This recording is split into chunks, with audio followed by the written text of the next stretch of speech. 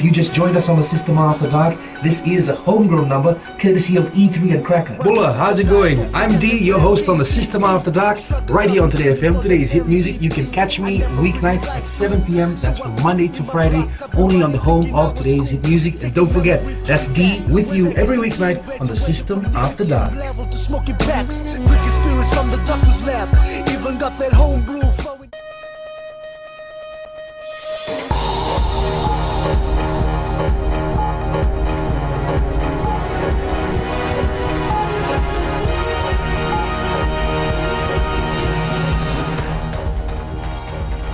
In this bulletin, call to reduce local rice costs in order for industry to survive.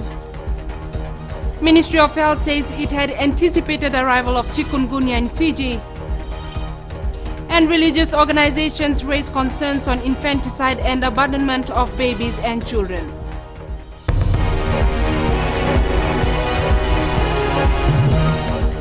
Good evening, I'm Akosita Tale and this is FBC News.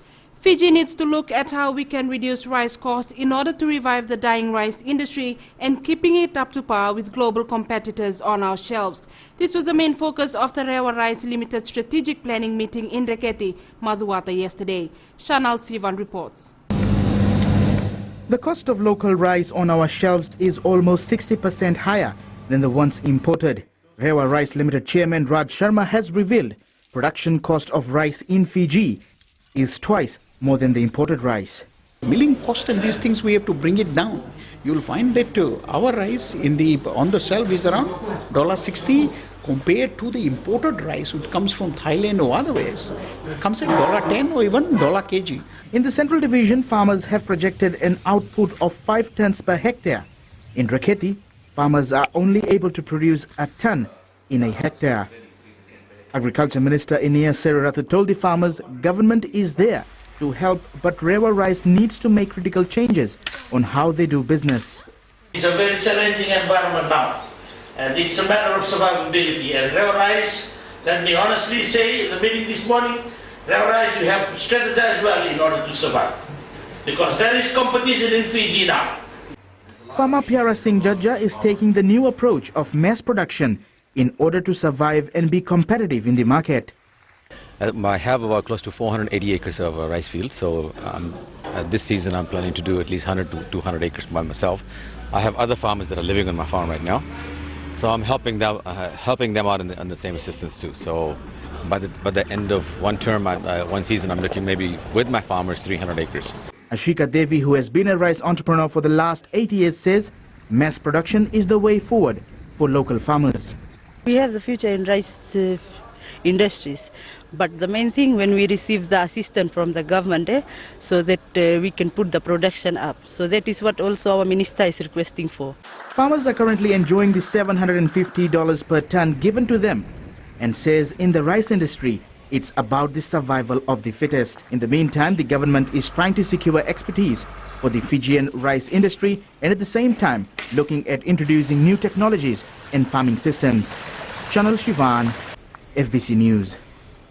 The Ministry of Health had anticipated for chikungunya to arrive after it started circulating around the Pacific last year. The country's first case of the mosquito-borne viral disease was recorded last week. Eleanor Turangeviu reports. From last year to this year, the Ministry of Health has sent 800 samples of chikungunya for testing to the French Polynesia. It's monitoring the spread of the virus following the recording of the country's first confirmed case. The concern from the ministry, this is really causes deaths.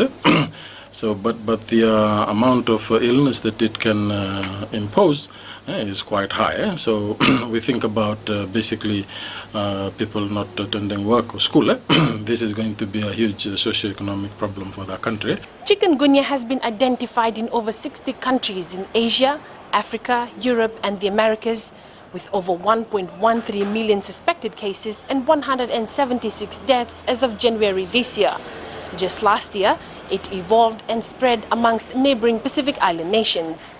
So since the outbreak in the region started last year of chikungunya, especially in the French Polynesia and Noumea, and then now moving around to New Caledonia, to Cook Islands, then to Samoa, Tonga, and then recently Kiribati.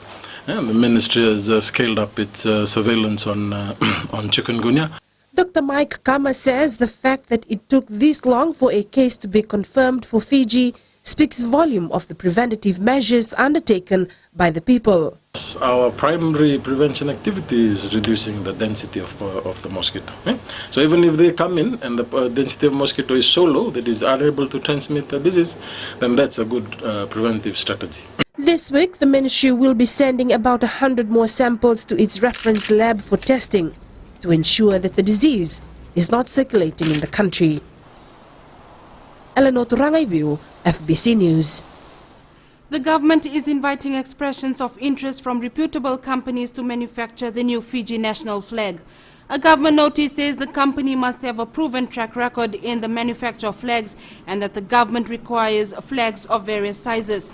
It says once the final Fiji flag design is selected in July, the successful company will then have a maximum of 2 months to manufacture and supply the flags in time for Fiji's 45th independence celebrations on October 10. All applications are to be forwarded to the Ministry of Finance by May 15. Despite various awareness programs and counseling, faith-based organizations remain concerned about infanticide and abandonment of babies and children. According to the Ministry for Social Welfare, there are 164 children in their care, and of that number, 29 were abandoned. What is Sonny Rekanroka reports. Children are said to be a blessing from God irrespective of what faith a person belongs to. For faith-based organizations, it becomes a dilemma when there is a report of an infanticide or a baby being abandoned at birth because it questions their teachings. President of the Methodist Church, Reverend Tevitam Bainivanua, believes poverty has a part to play. Most of them are poor people, because they just do not know how to bring up this child, so the only way for them is to run away or to leave them. Some even kill them, unfortunately. Bainivanua says churches, the government and NGOs collectively need to take their work to another level to address these concerns. Pandit Vijendra Mishra of the Sanatan Dharam organization says young people are the victims of these cases due to the negligence of parents. Depends on the families and parents, how they give knowledge to their children. Mishra says sometimes young women are frightened of their parents and are also neglected by their partners, resulting in infanticide and abandoning of babies. Minister for Women, Rosie Akbar, has reiterated for parents to show care and compassion towards children. The ministry is also urging young expectant women to seek help and also for families to be considerate when their daughters or family member is a victim of teen pregnancy. What is Sonny Rekanroka, FBC News. Still to come on FBC News, Fijian youth share experience on board Greenpeace boat Esperanza.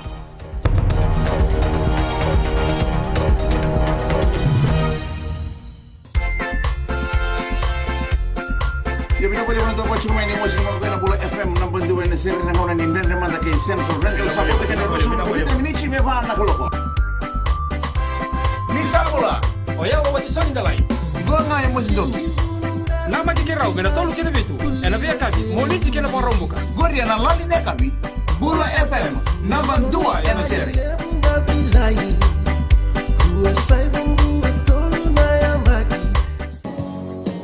My name is Luca. I live on the second floor. Gold FM, only the classic hits. I hope you're having fun so far. You're listening to The Ride, and I'm Kara, taking you through your afternoon. Stay with me to listen to more awesome classics right here on The Ride. Bulabinaka, for awesome sounds in the afternoon. Wonderful, wonderful classics. Join me on The Ride every weekday right here on Gold FM, only the classic hits from 2 to 7. Just don't ask me what it was. I think it's 'cause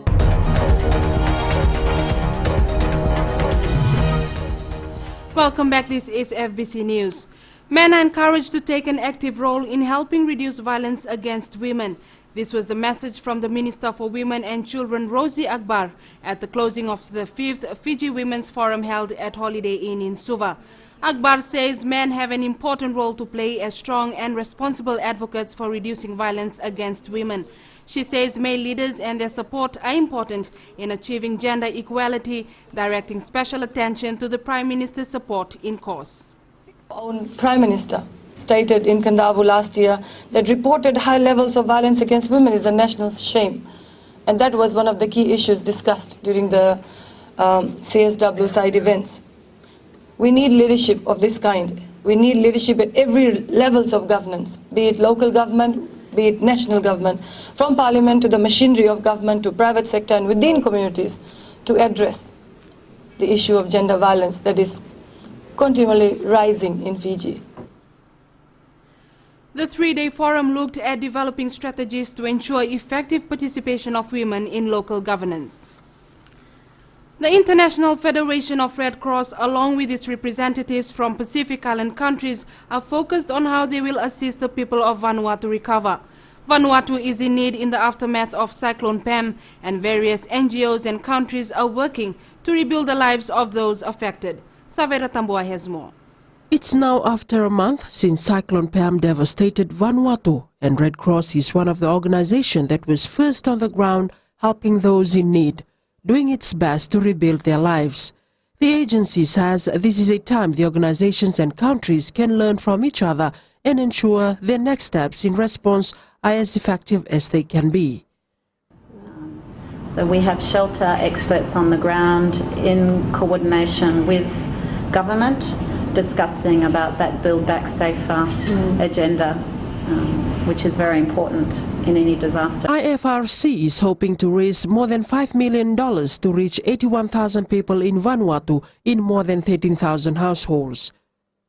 Fiji has, since the disaster struck, donated items to the government's appeal for the victims of the cyclone worth over $500,000. More items are to be sent this week.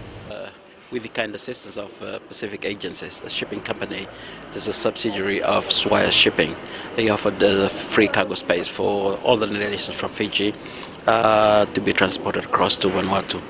Amongst other companies, Flour Mills of Fiji has donated more than $30,000 worth of food items. We have this time biscuits and the noodles.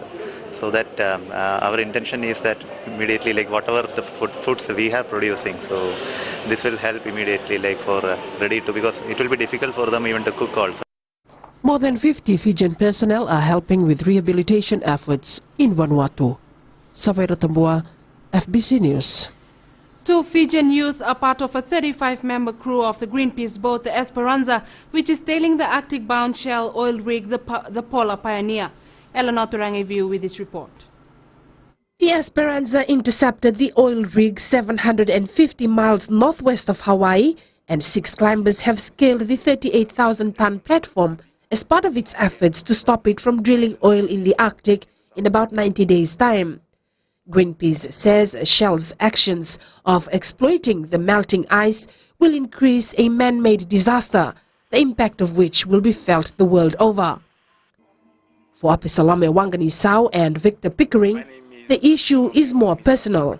Most of our ancestors that had burial sites close to the coastal lines have been washed out into the ocean. So Pacific Islanders don't have memories of these people anymore. Sometimes for me it's really devastating. It hurts, you know. On the oil rig, the 6 climbers unfurled a banner containing the names of millions of people from around the world who are opposed to Arctic oil drilling. But for me, every time I see an action or a campaign or march, anything to do with climate change, it feels as if people who don't know me are fighting for my home, fighting for my future, for the next generation of Pacific Islanders. Wanganisau and Pickering, along with the multinational team of volunteers, have set up camp on the underside of the Polar Pioneer's main deck. They have enough equipment and technology to communicate with their supporters from around the world. Shell's plans for Arctic drilling is going to be devastating for the rest of the world, not only for the Arctic. for the Pacific, it's very real. Even though it's happening so far away, we'll feel the impact. So we need to raise our voices. We need to come together. We need to move together, come in unity, and get the message out there. For Wanganisau and Pickering, it's about putting in the extra effort to help make a difference in the fight against climate change, not only for Fiji and the Pacific, but for the world over. Eleanor Turangaivu, FBC News. Many do not know about a unique enterprise in Navua that is increasingly receiving big demands for mud crab supply. This week's successful Fijian segment features the crab company of Fiji, its rise, and what makes our local crab get the nod in the international market.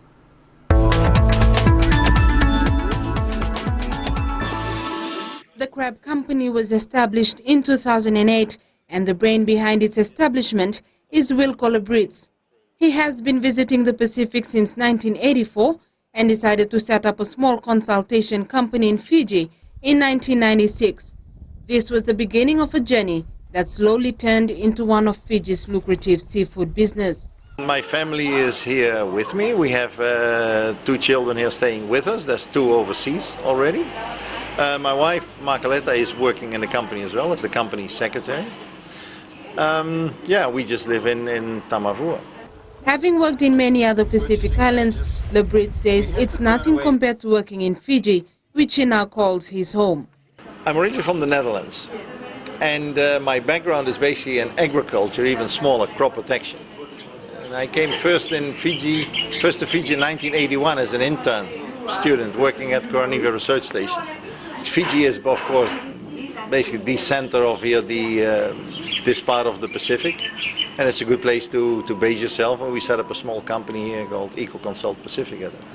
Moving from a consultation company to an enterprise that will specialize in aquaculture production of live mud crabs for the Pacific and the international market was not so easy. Here he met his business partner, the company's technical advisor Colin Shelley, and together they worked towards achieving greatness in this mud crab industry. So when we met up with Colin in Kosrae in Micronesia, we discussed this idea, and Colin said, no, you can farm crabs, you can breed them from the eggs. And we said, look, Fiji has connections everywhere. We've got planes flying all over the Pacific. We have a very good infrastructure, shipping infrastructure. Basically in Fiji you can get all the supplies you basically need. The duo believe that one of the contributing factors to setting up in Fiji is the local mud crab. They believe that Fiji has the best mud crab in the world. Fiji has a reputation of a clean and green environment. Yeah, so that's already a big boost. That's why we can call it at least one. That's already one of the things we can call it the world's best crab. The waters are clean, the environment is clean. There's very little pollution here. Yeah, so that's one part of why we call it the world's best crab. The other thing is we are farming it here. We're breeding it from the eggs. Very few crabs in the world are actually farmed. The crab company of Fiji has also involved local communities in Navua to farm crabs in their natural habitat, which puts value in the mangroves, helps generate income, and gives technical advice on how to farm live crabs. In addition to the pond farms we've got at Navua and another site we're looking at, we want to develop the mangrove pens as a way of farming the crabs. And the idea there is to have nodes of farms all around the country so that the community can share in this farming enterprise. Today, the crab company of Fiji supplies crabs to major hotels in the country, but local demand is many times greater than what they can supply. Orders have increasingly come in from Australia, Nauru, China, Singapore, USA and Korea for larger quantities. Bar impresses in opening match, and Rodan wins silver at Oceania meet.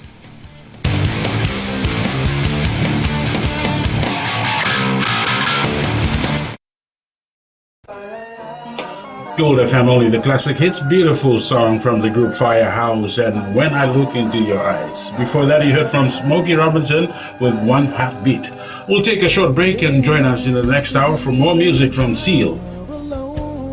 Boulevard. I'm DJ Tora.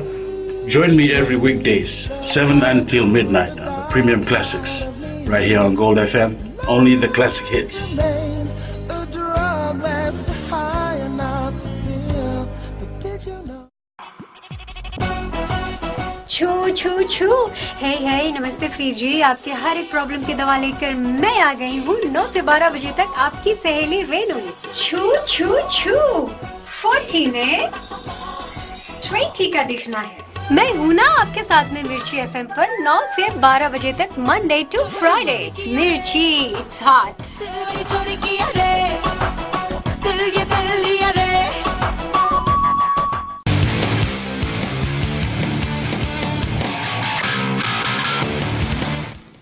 Welcome back, this is FBC Sports. The Vodafone Bar side has shot to the top of Group A in the Fiji Airways OFC Champions League after a 3-0 win over Gaicha yesterday.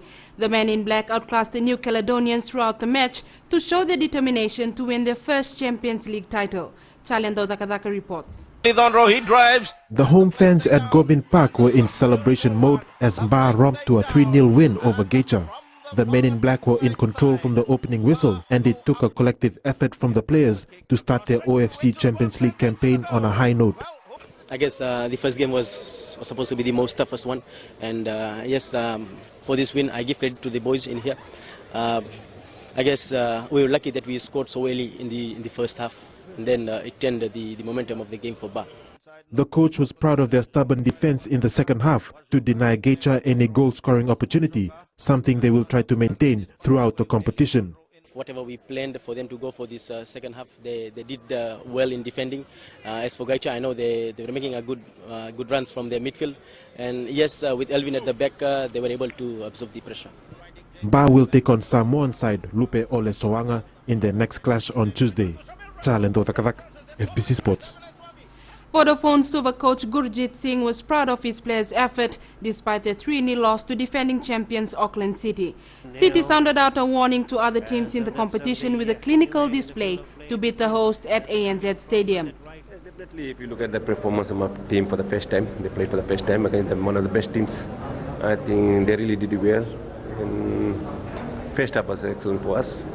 I think second half we lost a bit of concentration where we conceded 2 goals. Overall, I am very happy the way the boys played.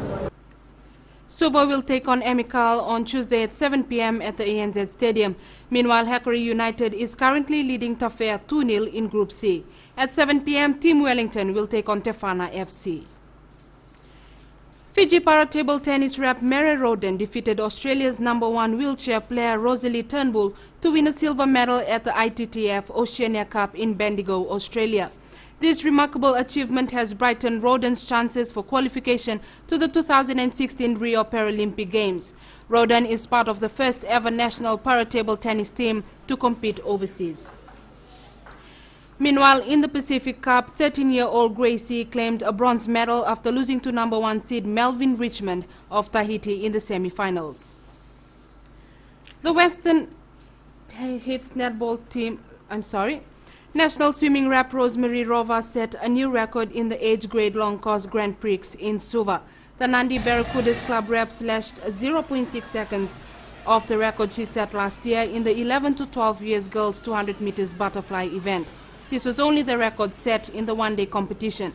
217 swimmers from 8 local clubs took part in the qualifying event for the national age grade long course event in June. Sovakachi Primary School's Rugby Association is gearing up for another successful title defense in the Milo Kachi Rugby competition. The third round of weekly matches was held yesterday at Funival Park in Turek. This competition is a selection ground for the Suva teams to the nationals from the under-9 to the under-14 age categories. We have selected our coaches for the Suva teams for the nationals later on in term 2. So selections have started. So the coaches and the boys have been made aware of that fact. So everybody's doing their part, getting the teams prepared well.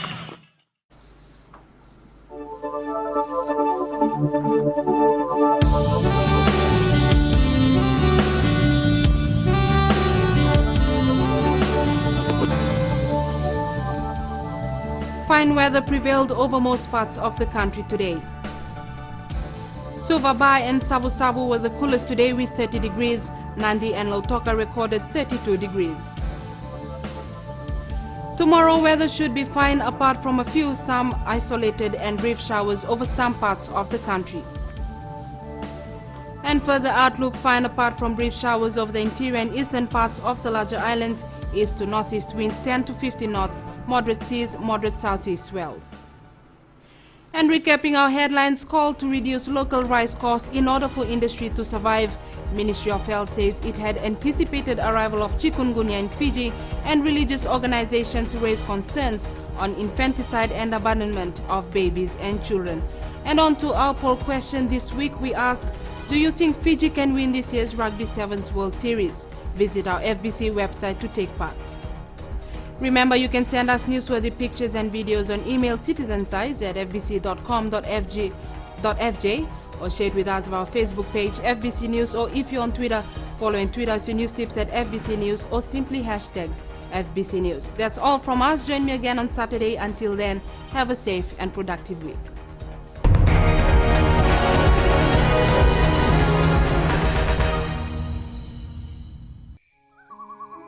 मेरा चांद मुझे आया है नजर, ऐ रात जरा थम थम के गुजर। छाया है नशा मेरे आंखों पर, ऐ रात जरा थम थम के गुजर। रह जाए ना प्यासा मेरा प्यार, मेरे बाहों में भर दे मेरा यार, ऐ रात जरा थम थम के गुजर, ऐ रात जरा थम थम के गुजर। है दोस्तों, मैं हूं जितेंद्र शांडिल। आप रात के बाद हमारे साथ अब रफ्तार प्रोग्राम में 3 से लेकर रात 7 के बीच शामिल हो सकते हैं। मिर्ची FM, इट्स हॉट।